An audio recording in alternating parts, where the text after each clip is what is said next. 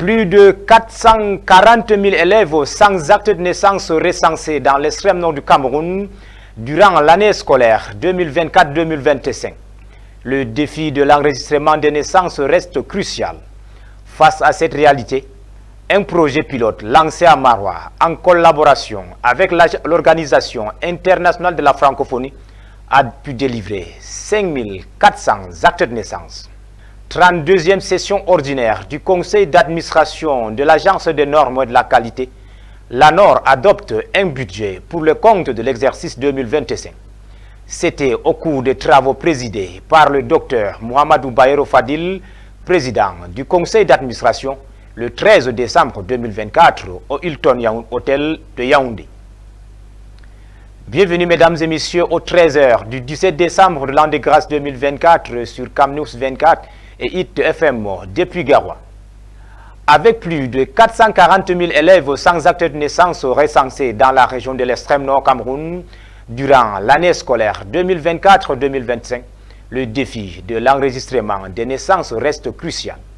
Face à cette réalité, un projet pilote lancé à Maroua en collaboration avec l'Organisation internationale de la francophonie a permis de délivrer 5400 actes de naissance. Cependant, des obstacles majeurs freinent la généralisation de cette initiative essentielle pour garantir une identité légale à tous les enfants. Célestin Tabouli Succès et Amadou Kaou pour le reportage. Le Cameroun, comme les autres pays de l'Afrique subsaharienne, a maille à partir avec l'état civil, notamment l'enregistrement des naissances. Et sur ce point, c'est la région de l'extrême nord qui occupe la dernière place avec un taux d'enregistrement de naissance de l'ordre de 42,1% selon le Bureau national de l'état civil BUNEC. Pour renverser la pente, le BUNEC, avec le soutien de l'Organisation internationale de la francophonie, a lancé à Maroua le 17 juillet dernier une initiative pilote destinée à régulariser les naissances enregistrées tardivement. Au terme de ce projet dénommé « Enregistrement hors délai de naissance », 5400 actes de naissance ont été délivrés à des enfants âgés de 5 à 15 ans dans la ville de Maroua, leur conférant ainsi une reconnaissance juridique officielle. Nous avons identifié également ici, en 2023, près de 400 000 élèves qui se trouvent sans acte de naissance. Nous avons donc pensé que pour lancer ce projet pilote avec la francophonie, nous allons commencer par tester, n'est-ce pas, le projet dans l'extrême nord, où, comme vous l'avez suivi, il a été établi 5400 actes de naissance pour les enfants. Les enfants viennent donc de recevoir leurs actes de naissance. Cette initiative, bien qu'expérimentale, a montré des résultats promoteurs en garantissant ainsi aux enfants concernés les droits fondamentaux aux quelques 440 000 élèves actuellement scolarisés ne disposant pas d'acte de naissance pour l'année scolaire 2024-2025, selon les statistiques de la délégation régionale de l'éducation de base pour l'extrême nord. Je suis venue ici pour prendre mon acte de naissance. Ça va m'aider à l'avenir. La problématique d'enregistrement des naissances dans la région de l'extrême nord fait face à des obstacles, notamment l'éloignement des centres d'état civil, la non-déclaration des naissances à domicile, le manque de personnel qualifié, ainsi que des pratiques frauduleuses et des arnaques ciblant les citoyens. Malgré les efforts consentis par le gouvernement et les partenaires techniques et financiers, la situation d'enregistrement des naissances dans la région de l'extrême nord reste préoccupante. Il est donc urgent pour les pouvoirs publics de mettre les bouchées doubles afin de garantir à chaque enfant son droit à une identité légale et à la protection de l'État. Face à des défis multiples, dont des infrastructures obsolètes et des inondations récentes, la Société d'expansion et de modernisation de la riziculture de Yagua, SEMRI, ambitionne de se réinventer en établissement administratif à caractère spécial avec le soutien du projet Bibalogon financé par la Banque mondiale. Cette réforme vise à renforcer la productivité agricole et à redonner espoir aux 20 000 riziculteurs de la région. L'annonce a été faite au cours du récent conseil d'administration tenu à Maroua. Célestin Tabouli, Succès et Amadou Kaou pour les détails. La société d'expansion et de modernisation de la riziculture de Yaoua, SEMRI, acteur clé de la riziculture au Cameroun et pilier économique de la région de l'extrême nord, aspire à devenir un établissement administratif à caractère spécial.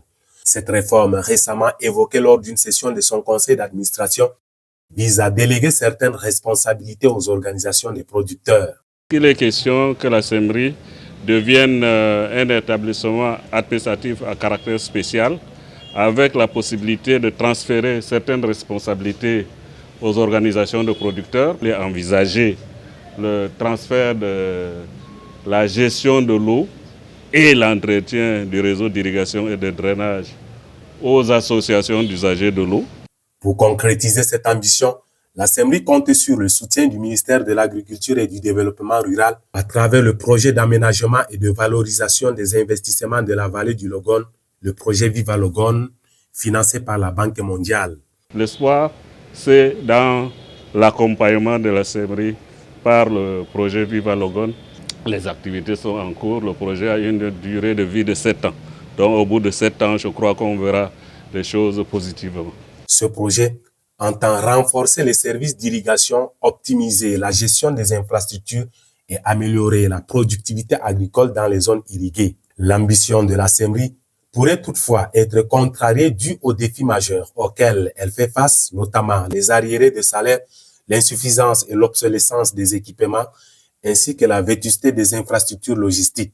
À cela s'ajoutent les récentes inondations dans le maillot d'Anaï qui ont fragilisé la digue le long du fleuve Logone, menaçant les aménagements hydro-agricoles. La SEMRI a des difficultés, ça il faut le dire, des arriérés de salaire, l'insuffisance des équipements de labour. Les véhicules sont amortis, les engins de labour sont amortis. Malgré toutes ces épreuves, le directeur général reste optimiste quant à la relance de cette institution stratégique. Surtout, la restructuration annoncée permettra aux quelques 20 000 riziculteurs organisés en coopérative et autres acteurs de la filière installés au sein des périmètres irrigués d'en tirer profit. Après l'extrême nord, direction dans la région du centre, plus précisément à Yaoundé, où l'Agence des normes et de la qualité à Nord adopte son budget au compte de l'exercice 2025.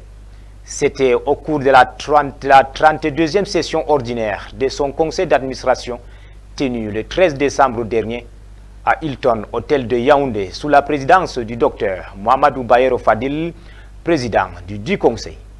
Plus de détails avec Zobel Apollinaire Bon. 14 milliards 440 millions de francs CFA, c'est le budget équilibré en ressources et en emploi au compte de l'exercice 2025 adopté par le conseil d'administration de la Nord le 13 décembre dernier à Yaoundé. Ce budget devrait permettre à l'Agence des normes et de la qualité de poursuivre ses activités de normalisation et de certification, ainsi que de renforcer sa capacité à promouvoir la qualité et la sécurité des produits et services au Cameroun. La 32e session ordinaire de la Nord, consacrée au vote du budget et du projet de performance, s'est tenue dans un contexte socio-économique particulier, marqué par la stratégie de développement SDN 30 et l'arrimage des établissements publics aux politiques sectorielles du gouvernement, dans le but d'assurer une certaine cohérence entre les activités menées au niveau des établissements publics et l'objectif de performance défini par le gouvernement. D'une part, la désignation par le conseil d'administration extraordinaire du 10 juillet 2024 d'un nouveau directeur en la personne de Mme Chantal Andeli. D'autre part, les travaux se sont déroulés dans une ambiance plutôt bon enfant. Le conseil, par la voix de son PCA, M. Mohamedou Bayero Fadil, a renouvelé sa profonde reconnaissance à l'endroit du président de la République, son Excellence Paul Biya, et au Premier ministre chef du gouvernement, Tif Joseph Dion-Gouté, pour l'accompagnement sans faille et en tout temps pour un tissu industriel solide, une économie de plus en plus compétitive au profit de la santé des consommateurs. De la culture dans ce journal. Le peuple tout-pourri de la région du Nord vient de célébrer la fête du coq, encore appelée Feokage, une période qui rassemble ces derniers autour de leur chef spirituel pour la sanctification de leurs âmes. Reportage.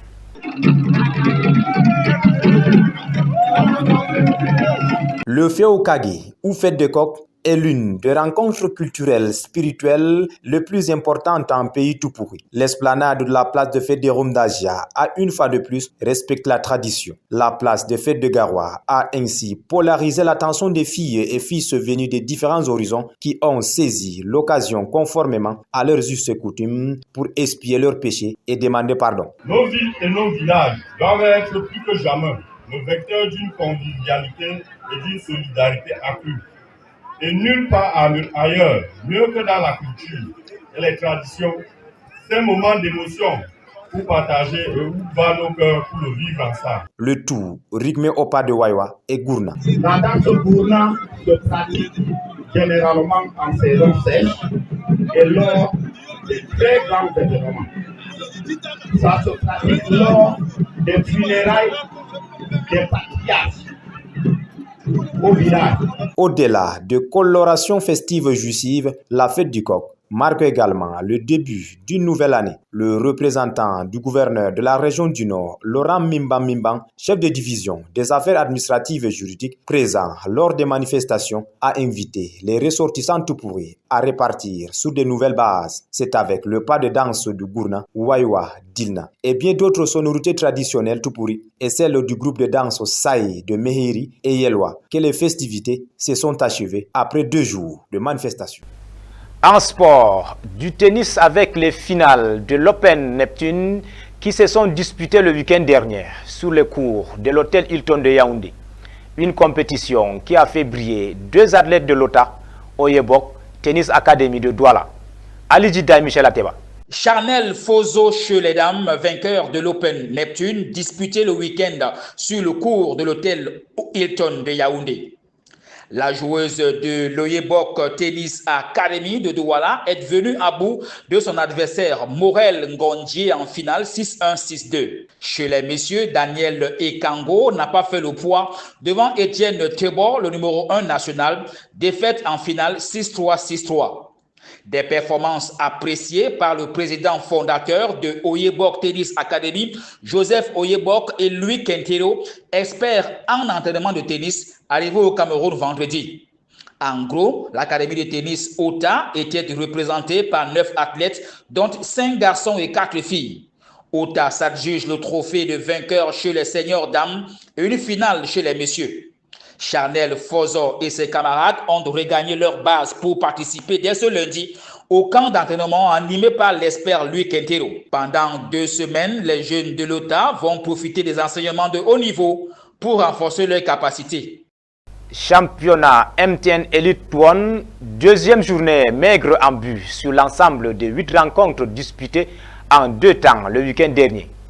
À noter aussi la première victoire de Coton Sport de Garoua, mais aussi la 2e sortie manquée de la Panthère Sportive Odindé, battue encore sur ses propres installations. Ali Jida et Michel Ateba une fois de plus.